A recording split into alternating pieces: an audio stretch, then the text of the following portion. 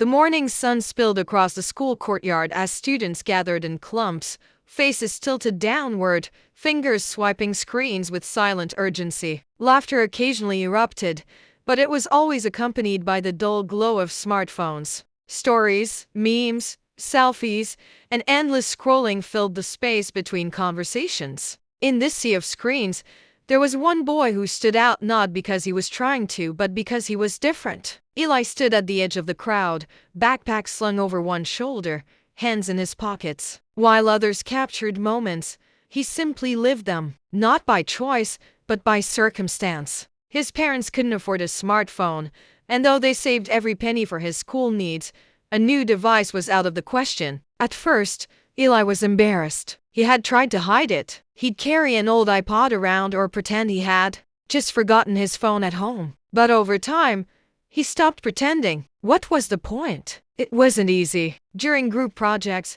he was often the last to receive updates. His classmates would message each other, share TikToks, or plan meetups over group chats he wasn't part of. At lunch, when tables turned into social media hubs, Eli often sat quietly, munching his sandwich while watching others laugh over a meme he hadn't seen. They didn't exclude him out of cruelty, they just forgot. After all, in a world ruled by constant connection, how do you notice someone who's offline? Yet, being disconnected came with unexpected clarity. Eli began to notice things that others missed, like how Sam, the class clown, would always fake a smile before making a joke, then look down with tired eyes, or how Mia, the confident volleyball captain, checked her reflection in the window glass every time they passed it, as if looking for flaws. He noticed how Mr. Grant, their history teacher, always paused before opening the class door,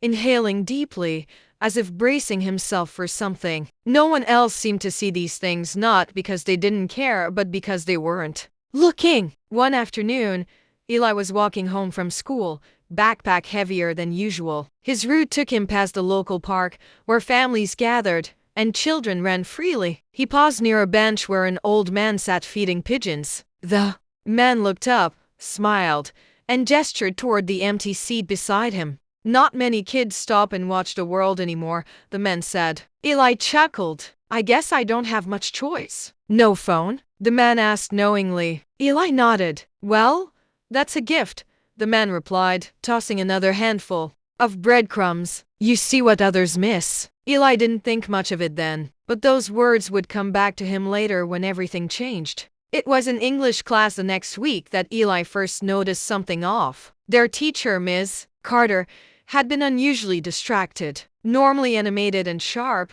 she now seemed lost in her thoughts, staring at the board a few seconds too long. Before speaking, she'd forget where she left her marker or repeat instructions without realizing it. Most students didn't notice. They were too busy checking Snap updates under their desks. But Eli saw it, and more than that, he cared. Later that day, while most of the class was hanging around the quad trying out a new filter trend, Eli stayed behind. As the classroom emptied, he walked up to Ms. Carter, hesitating by her desk. "Ms. Carter?" he asked gently. She looked up, startled. "Yes, Eli? Are you okay?" There was a long pause. She blinked, and for a moment, Eli regretted asking. But then something in her softened. "Why do you ask?" she said quietly. "You just seem distracted," he replied, "like something's bothering you." She stared at him for a moment longer, then gave a small, tired smile. "You're very observant." Eli shrugged. "I just noticed stuff." Ms. Carter looked around the empty classroom and leaned back in her chair.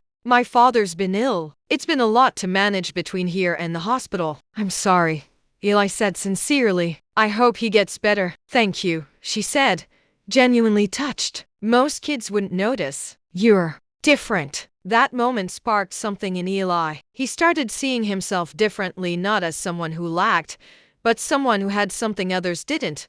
Awareness, presence, a kind of quiet attentiveness the world was losing. While others filmed moments to relive them later, Eli lived them now. As the days went on, Eli's awareness became his quiet superpower. He noticed that the janitor, Mr. Luis, limped slightly more after cleaning the gym than the day before. So he offered to carry supplies from the shed. Mr. Luis was surprised, then smiled wide. Not many offer to help, son. Thank you. He saw that Ava, the shy girl in the corner, always drew the same pattern on her notebook when she was anxious. One day, he sat beside her during art class, complimented her sketch, and from that day on, she greeted him every morning with a smile. He noticed that Coach Daniels, who usually barked instructions at practice, had been unusually quiet one afternoon. While the rest of the team hid the locker room, Eli stayed behind and asked if everything was okay. The coach looked at him for a long moment, nodded slowly, and said, "It's just been a long day. Thanks for asking, son." Eli didn't share these moments. There were no status updates, no selfies with tearful confessions, no humble brag posts about kindness. He didn't need likes. The connection was real, even if invisible to others. Then came the school trip. Every year, the school organized a weekend trip to a nature reserve. It was supposed to be a chance to unplug, connect with classmates, and explore the outdoors. Ironically, most students used it as an opportunity to take aesthetic photos in hiking gear and post under hashtags like #NatureHeals or #ForestVibes. When they arrived at the campsite, phones were supposed to be off limits, but almost no one followed the rule. Even as teachers tried to enforce it, students would sneak pictures behind their backs, share clips on group chats, and laugh at each other's reels by the campfire. Except Eli. He had no device to hide. So, while others stared into screens, he stared into the trees, listening to the rustle of leaves, the crunch of boots on gravel, the soft chirps of crickets beneath the twilight sky. That night, as everyone gathered by the fire, snapping photos of the flames and checking their reception, Eli looked up and noticed something strange. Smoke was curling sideways, not up into the sky, but toward the trees. He stood and squinted. There, just behind the tree line, was a faint reddish glow, too far to be the campfire, and the smell sharper, more acrid than wood. Burning plastic. He turned to one of the chaperones. "Mr. Blake? I think there's a fire in the woods." Mr. Blake glanced over, skeptical. "Where?" "There behind those trees," Eli pointed. "The smoke's drifting this way." The teacher squinted. Stay here. I'll go check." Minutes passed. The fire continued to crackle. Students laughed, passing marshmallows unaware. But Eli couldn't shake the feeling, so he grabbed a flashlight and followed the trail, just far enough to confirm what he feared. Flames were rising fast. By the time Mr. Blake returned, he was running everyone away from the trees. Now, panic spread. Teachers scrambled to gather students. Smoke thickened. The fire hadn't reached the camp yet, but it was close enough to be dangerous. It was chaos. But because of Eli's sharp eye and courage to speak up, everyone evacuated safely. No one was hurt. Later, as the buses took them back early, students were buzzing not just with shock, but with a new kind of admiration. "Dude, how'd you even see it?" someone asked. "I didn't even smell smoke," another added. Eli just shrugged. "I was just paying attention." And in that moment, his classmates began to see what they'd missed all along: not a boy without a phone, but a boy who noticed what mattered. The Monday after the camping trip, the entire school buzzed with chatter. Everyone had heard about the fire. Most were still shaken. Some were exaggerating the story. But one thing was clear: Eli had become the center of attention, for the first time in a very long time. Students who barely acknowledged him before now gave him fist bumps in the hallway. Others asked him to sit with them at lunch. Teachers praised his quick thinking. Even the principal mentioned him during the morning announcements, calling him a student who demonstrated exceptional awareness and courage. But Eli didn't let it get to his head. He hadn't done it for praise. He just noticed. That's all. While others were watching their screens, he was watching the world. And now, the world had started watching him. What surprised him most was the way his classmates reacted in the days that followed. A few began leaving their phones in their bags during lunch. Some even tried sitting outside and actually talking without scrolling. One afternoon, a girl named Layla walked up to him and said, "I left my phone in my locker today. Just wanted to try what it's like." Eli smiled. "What did you notice?" She looked thoughtful, that the sky changes colors really slowly. I never really looked before. That one comment stayed with Eli.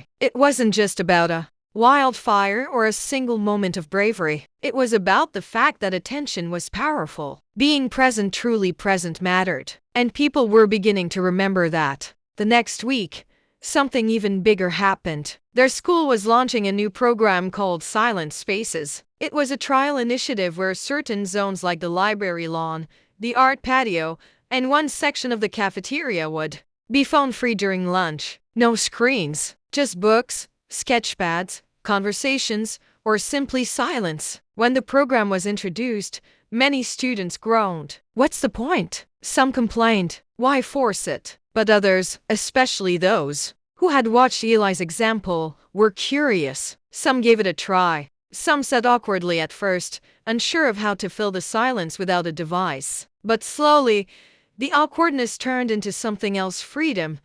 People began noticing things they hadn't before. The way the wind sounded through the trees. The way someone's laugh could light up a whole table. They noticed each other, and the one student who had unknowingly started the shift. Eli. One afternoon, during a Silent Spaces lunch, Sam, the same class clown who used to hide behind jokes, sat down beside Eli with a sandwich and no phone in sight. I was thinking about what you did, Sam said. What do you mean? Eli asked. At the campfire, he replied. You saw the fire. You saw Ms. Carter's stress. You saw all this stuff we didn't. Makes me wonder what else I've been missing. Eli nodded slowly. Sometimes it's not about looking harder, just about looking up. Sam smiled. Well, I'm trying now. It was small, quiet moments like this that made Eli feel like he was part of something bigger. He didn't need followers. He had impact. Not because he posted, but because he noticed. One day, Mr. Blake,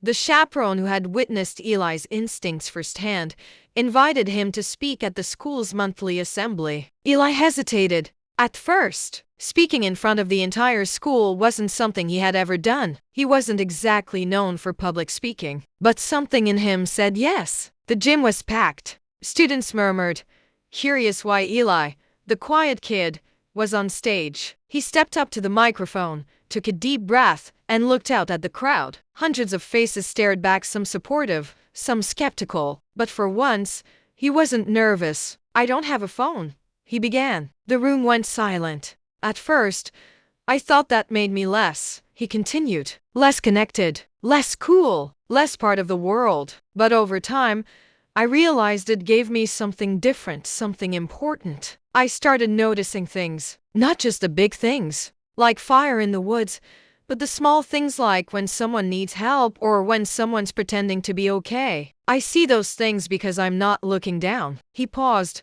letting the words settle. I'm not saying phones are bad. They help us in so many ways. But when we spend every moment on a screen, we miss the moments happening right in front of us. And some of those moments, they matter. The crowd was quiet. Then, slowly, a wave of claps spread across the gym. Loud, real applause. Not the kind people gave because they were told to, but because they were moved. From that day on, Eli wasn't just a kid without a phone. He was the kid who reminded everyone to look up. In the months that followed, something shifted. In the school, more students joined the Silent Spaces. Teachers began integrating observation time into classes, periods where students would sit outside, reflect, write what they noticed. Eli was asked to help lead those moments, not as a tech critic, but as someone who had found balance in a digital world. Even outside school, his impact grew. One evening, he walked past the same park where he once sat with the old man feeding pigeons, and to his surprise, the man was there again. Still watching the world? The man asked with a knowing grin. Eli sat beside him, smiling. And now, so are a few others. The man chuckled. That's how it starts. One person notices, then another, and soon enough, the world wakes up. Eli watched a group of kids chase each other near the swings, their laughter rising into the warm afternoon air. A few parents sat on benches, some on phones, others watching. One mother nudged her son and pointed to a butterfly. The boy followed it, eyes wide with wonder. It was in that moment that Eli realized his gift wasn't rare. It was just forgotten. And his story? It wasn't about being the only one without a phone. It was about being the only one who chose to notice, and that made all the difference. If this story inspired you, give it a thumbs up and share it with someone who might need a reminder to look up. Subscribe for more motivational stories like this one, because sometimes the smallest choices lead to the biggest changes.